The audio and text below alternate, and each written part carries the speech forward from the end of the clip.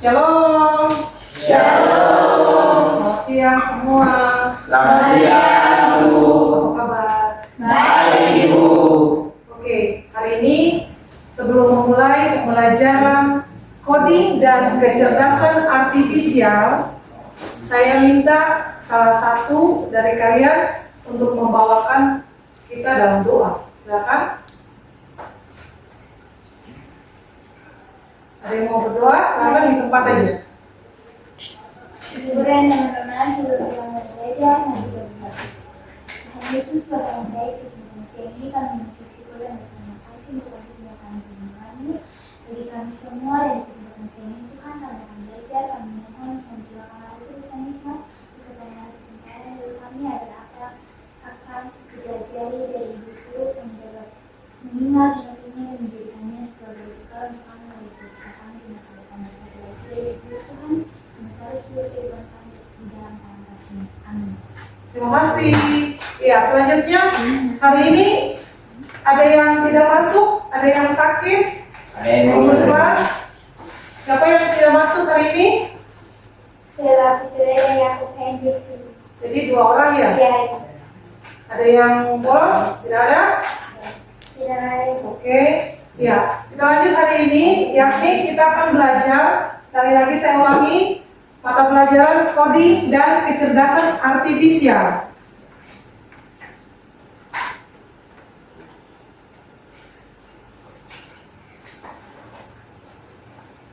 Sebelum Anda masuk ke materi lebih mendalam, saya kasih pertanyaan pemantiknya.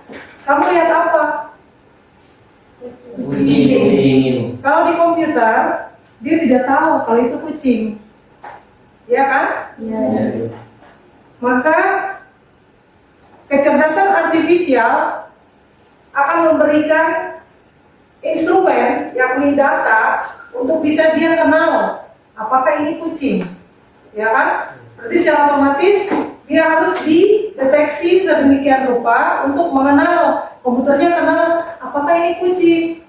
Ya, selanjutnya pada saat kita menyodorkan apel sama jeruk, bisakah komputer mengenal apel sama jeruk? Tidak. Ya, karena dia harus dinamai dulu, di foto dulu, dikenal dulu, baru bisa tahu bahwa ini apel, yang ini jeruk. Ya. Ya. Oke, saya lanjut lagi. Kita akan melihat video pendek, yakni tentang kecerdasan artifisial.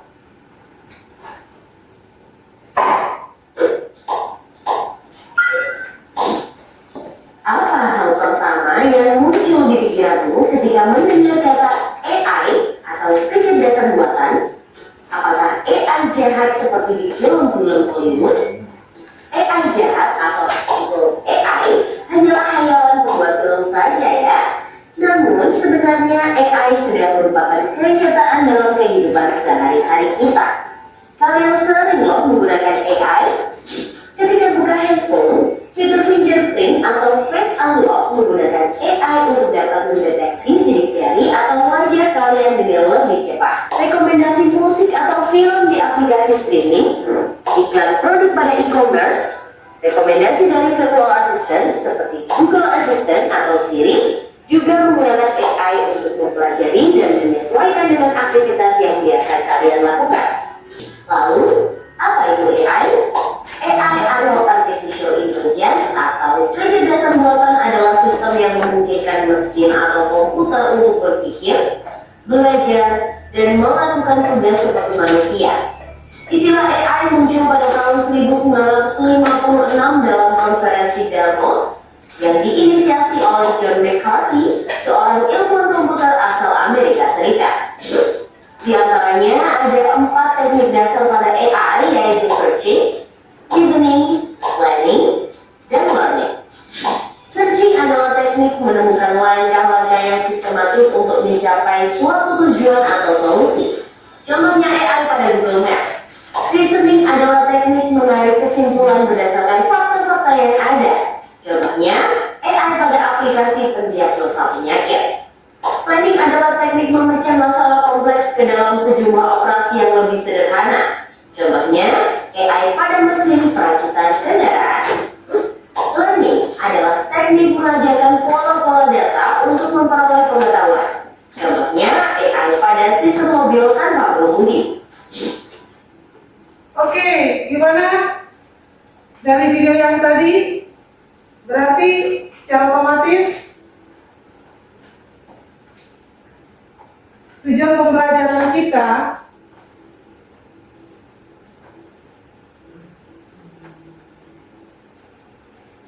yakni kalian dapat memahami konsep dasar kecerdasan artifisial.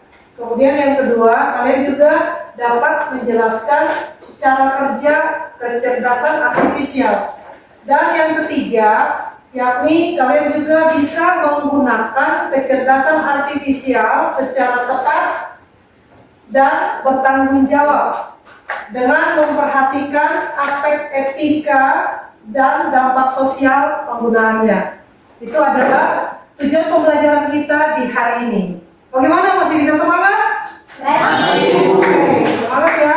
Kita sebelum masuk ke materinya, kita ice breaking dulu ya. Kita main sama-sama. Kalau saya bilang ini 1, yang ini 2, kalau yang ini 3, kalau ini 1, kalau ini berarti 3. Ulangi, tidak fokus. Ayo, sama-sama kita tepuk tangan.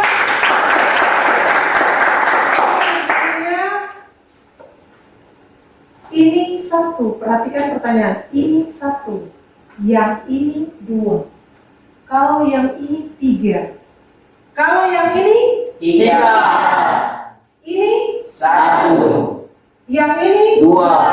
Oke. Saya lanjut ke slide berikutnya. Manfaat pembelajaran dari coding dan kecerdasan artifisial. Manfaatnya yakni memahami konsep KA atau kecerdasan artifisial, membantu siswa siap menyelesaikan persoalan sehari-hari.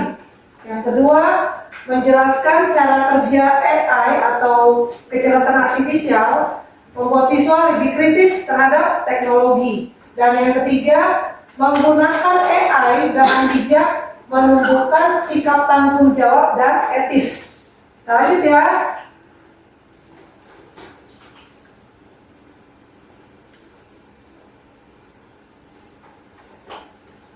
Ya. Dari tujuan dan manfaat, kembali kepada topik kita di hari ini, yakni memahami kecerdasan artifisial. Ya, dengan konsep cara kerja dan etika penggunaannya. Itu ya? Oke, kita lanjut lagi.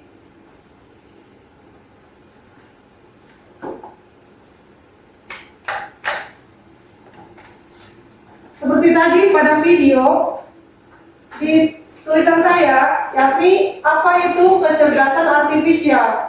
Yakni mengacu pada sistem yang mampu meniru kemampuan kognitif manusia. Ini termasuk belajar dari data, mengambil keputusan, dan memecahkan masalah dengan cara yang seringkali melampaui kemampuan manusia. Lanjut, cara kerja kecerdasan artifisial atau inti dari KA itu sendiri, yakni yang pertama, memiliki data besar atau big data. AI menggunakan volume data yang sangat besar untuk belajar. Data ini berupa teks, gambar, suara, atau angka. Semakin banyak data, semakin cerdas kecerdasan artifisial itu sendiri. Lanjut, untuk kecerdasan artifisial, yakni pada uraian pembelajaran mesin atau machine learning. Di situ, algoritma pembelajaran mesin menganalisis data untuk mengidentifikasi pola dan membuat prediksi. Ini adalah otak di balik kemampuan belajar KA. Ya? Lanjut lagi, contoh transformasi kecerdasan artifisial dalam kehidupan sehari-hari. Yang pertama, Google Translate. Menerjemahkan bahasa secara real time, memungkinkan memungkinkan komunikasi global tanpa hambatan dan meningkatkan pemahaman lintas budaya. Kalian pernah ingat ya, kalau di Google Translate, misalnya tidak tahu bahasa Inggris, secara otomatis kita ketik aja, saya pergi ke sekolah, diterjemahkan dengan bahasa Indonesia secara otomatis oleh Google yang disebut tadi kecerdasan artifisial, artinya kecerdasan yang seperti halnya mirip manusia.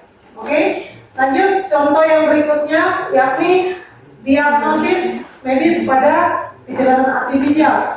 Yang pertama, menganalisis citra medis dan data pasien untuk membantu dokter mendeteksi penyakit lebih cepat dan akurat, menyelamatkan nyawa. Kalian pernah lihat ada tayangan-tayangan yang selalu ada di media sosial ketika robot dia bisa mendeteksi tubuh manusia secara cepat.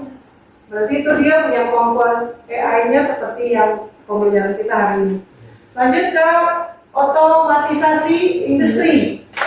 Robot dengan sistem KA meningkatkan efisiensi produksi, mengurangi kesalahan manusia, dan memastikan kualitas produk yang lebih konsisten. Latihan robot, kita nggak mungkin angkat bebannya yang berat, pasti diminta AI seperti robot untuk bisa mengangkat terus menaruh lagi ke tempat yang sudah didesain sedemikian rupa. Ya, lanjut. Contoh yang berikutnya seperti kendaraan otonom, mobil tanpa pengemudi menggunakan KA untuk navigasi, menghindari halangan dan pengambilan keputusan di jalan, menjanjikan transportasi yang lebih aman. Bisa ya? Oke, lanjut lagi. Mengapa etika dalam kecerdasan artifisial itu penting? Seiring dengan semakin canggih KA, pentingnya etika dan regulasi tidak bisa diremehkan. Tanpa pedoman yang jelas, AI berpotensi menimbulkan masalah serius seperti bias dan diskriminasi. Jika ada data pelatihan KA tidak representatif atau mengandung bias, KA akan memperkuat dan bahkan memperparah bias tersebut, menyebabkan diskriminasi dalam keputusan penting. Kemudian pelanggaran privasi. Dalam hal ini kemampuan KA untuk memproses data pribadi dalam skala besar meningkatkan resiko pelanggaran privasi dan penyalahgunaan informasi sensitif.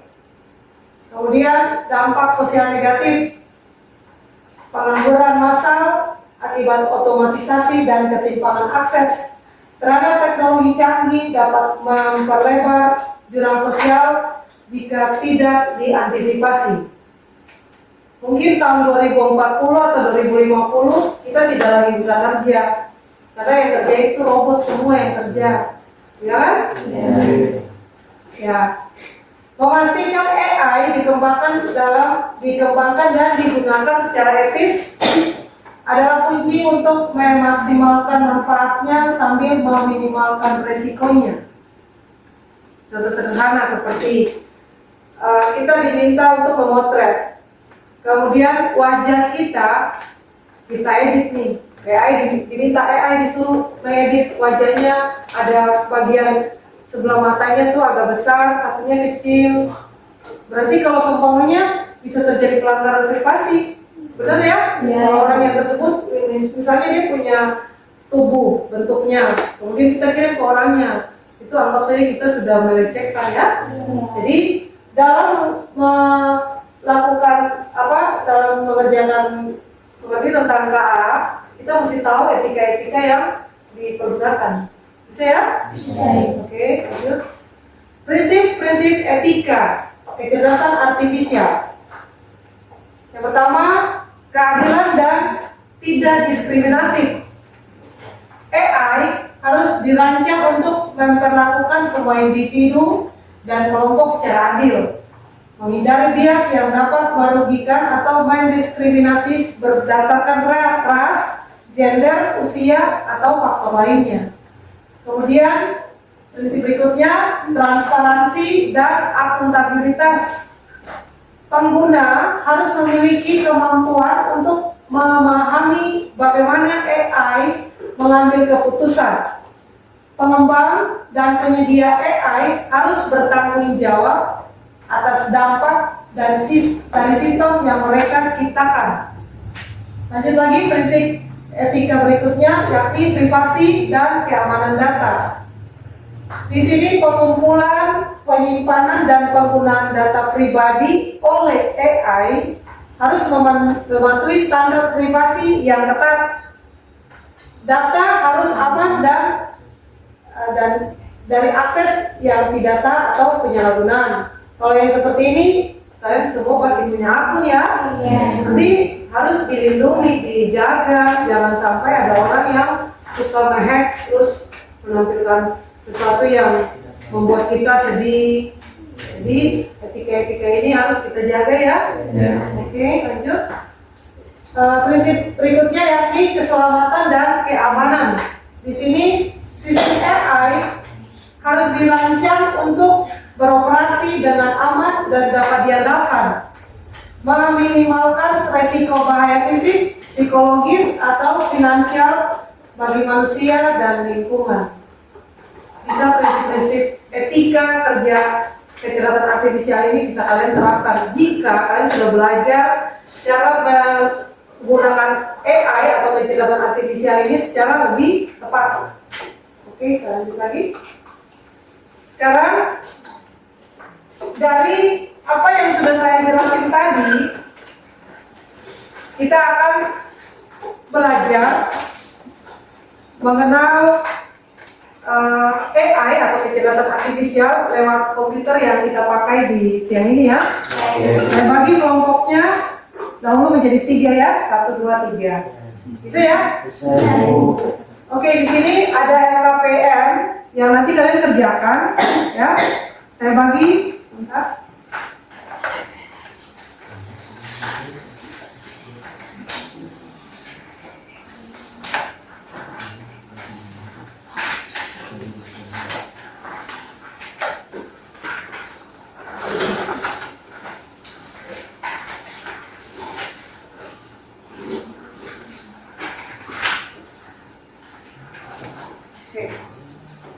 Ya, bisa ya? Kita lihat sama-sama LKPM-nya. Sudah dapat LKPM-nya? Ya, di situ ada nama kelompoknya. Silakan kalian isi, tentukan siapa ketuanya. Lanjut. Bisa dibaca LKPM-nya, pengantarnya. Bisa ya? Oke, kita mulai dari sekarang. Saya kasih waktu kurang lebih 25 menit dari sekarang. Oke, sama-sama dibincangkan dengan temannya bagaimana kita menggunakan LKPD yang barusan saya kasih dengan petunjuknya jika kita menggunakan AI atau kecerdasan artifisial ini. Oke, mulai dari sekarang waktunya 20 menit. Silakan diaktifkan usernya, yakni kita menggunakan Teachable Machine.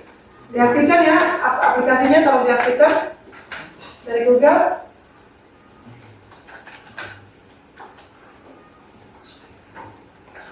Jangan dicatat dulu ya, diaktifkan dulu ya itunya. Oke, silakan kerja. Ayo kerja aja, silakan. Masuk dulu ke aplikasi Teachable Machine-nya, kemudian analisis beberapa langkah-langkah kerja.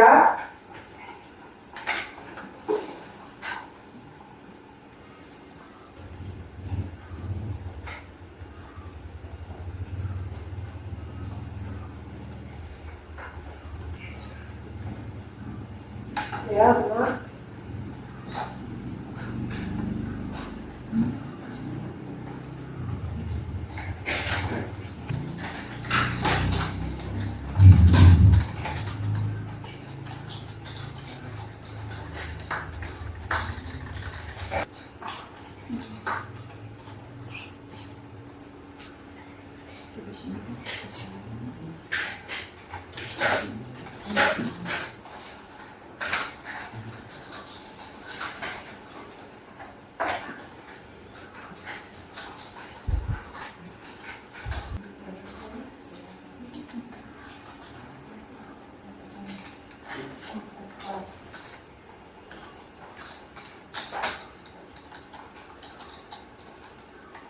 Senyumnya yang cantik ya, senyumnya yang menarik. Biar komputernya tahu saya lagi senyum.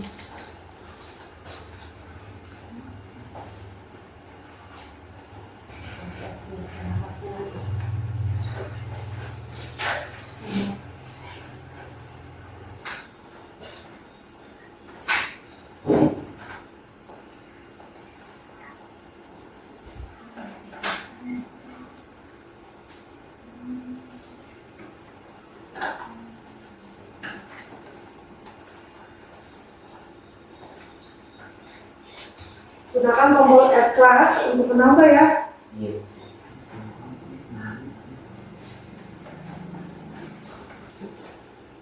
Oke, waktunya saya yang dikasih ke kalian sudah selesai ya. Sekarang sebelum masuk ke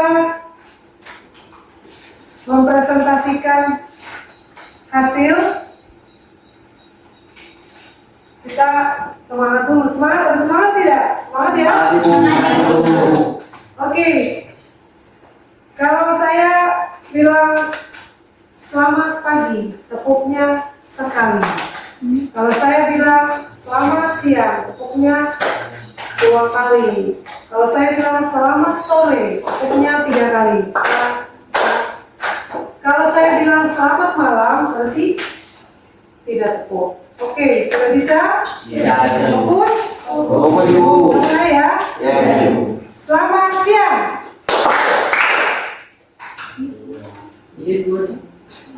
Selamat pagi. Selamat siang. Selamat malam. Oh, fokus. Mantap. Oke. Selanjutnya, kalian akan mempresentasikan hasil kerja kelompok. Sudah bisa kita sama-sama bahas? Dimulai dari kelompok yang mana duluan? Angkat tangannya kalau yang sudah selesai. Kalau angkat tangannya, kelompok mana? Kelompok 1, oke? Bisa? Ada 5 pertanyaan, ya. Kita bagi pertanyaannya menjadi tuntas untuk 3 kelompok. Yang kelompok 1 jawabnya 2. jawaban pertama sama soal yang kedua, oke? Lalu kelompok 3 masih dengan soal yang ketiga, dan kelompok 3 soalnya keempat dan kelima. Oke, kita mulai. Sebelumnya kita berikan apresiasi dulu kepada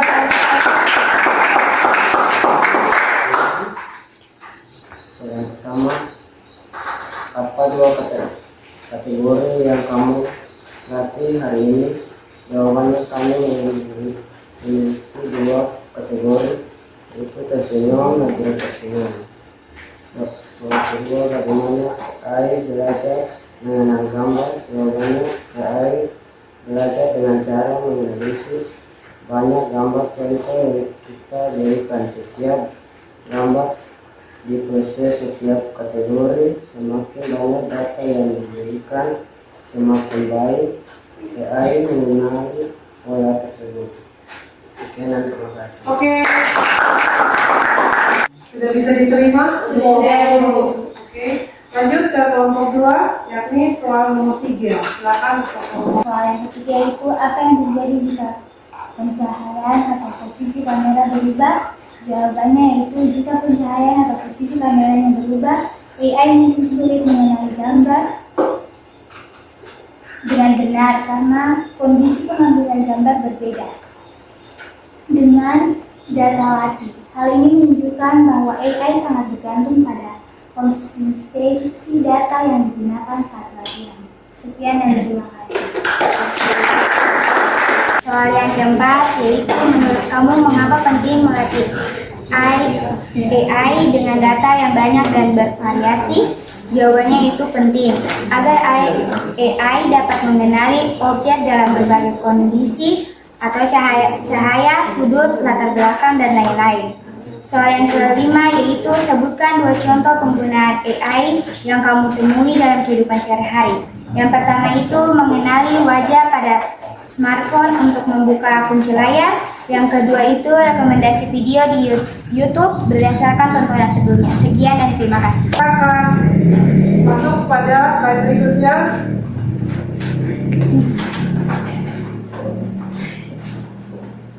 Dari kegiatan pembelajaran hari ini,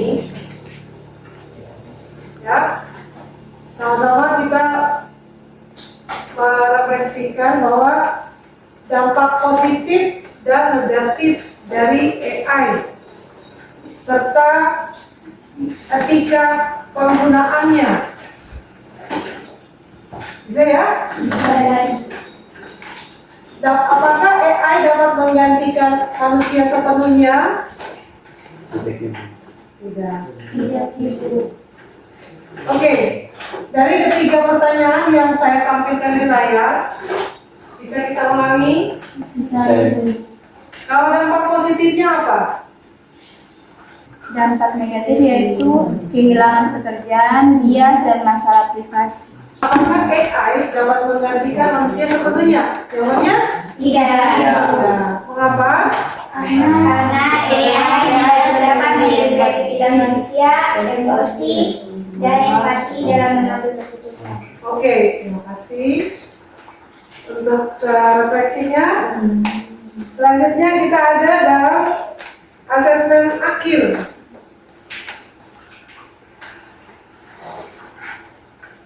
Ya, sebelum masuk ke asesmen akhir, ya, saya mengambil kesimpulan yakni yang pertama, kecerdasan artifisial mengacu pada sistem yang mampu meniru kemampuan kognitif manusia. Ini termasuk berasal dari data, mengambil keputusan, dan memecahkan masalah. Yang kedua, cara kerja KA memerlukan 2 komponen yang mendasar, yaitu data besar atau big data, dan yang kedua, pembelajaran mesin atau machine learning. Yang ketiga, KA harus digunakan secara bertanggung jawab sesuai dengan etika. Oke, sekarang kita masuk ke asesmen ya. Ya, silakan kalian buka di link yang sudah saya bagikan ke Google Anda, di ID belajar Anda. Silakan.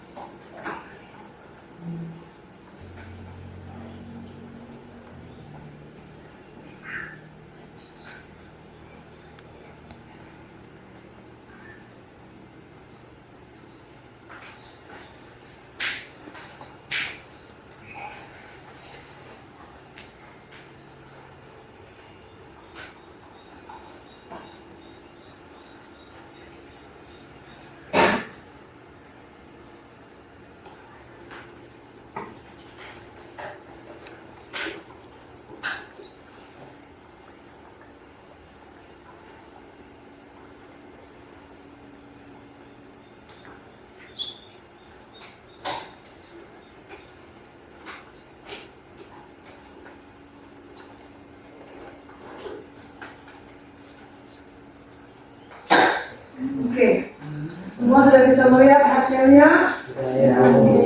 Oke, demikian materi yang saya kasih hari ini. Menurut kalian, apa yang saya berikan hari ini kira-kira bisa diterima ataukah Bisa. rasanya apa? Senang. Oke, minggu depan kita akan berhadapan dengan materi berikutnya, yakni penggunaan generatif AI. Bisa ya? Bisa ya, Ibu. Oke. Kedua kelas hari ini kita sudah selesai. Saya minta ulang untuk anak-anak yang hari ini tidak hadir. Ya. Oke, selanjutnya kita akhiri materi hari ini dengan mengucapkan terima kasih. Salam semangat belajar selalu. Semoga apa yang kita dapat hari ini bukan saja sampai di sini, tapi kita akan berlanjut terus sampai kalian lebih mahir lagi ya. Ya, Bu. Oke, saya minta satu orang siswa untuk membawakan kita untuk doa. Silakan. Sebentar aja.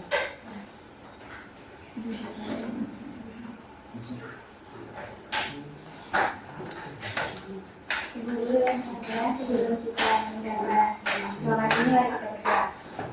Tuhan, terima kasih atas kesempatan ini kami sudah memulai pembelajaran kami dengan segala baik, dan kiranya apa yang telah kami pelajari tadi dari ibu guru bisa tenang dalam otak dan hati kami, dan berkat ibu guru juga yang telah memberikan pelajaran dari kami. Hanya dalam nama Tuhan Yesus kami berdoa dan mengucap syukur kepada Bapa yang berada di sorga. Amin. Oke, terima kasih. Selamat siang.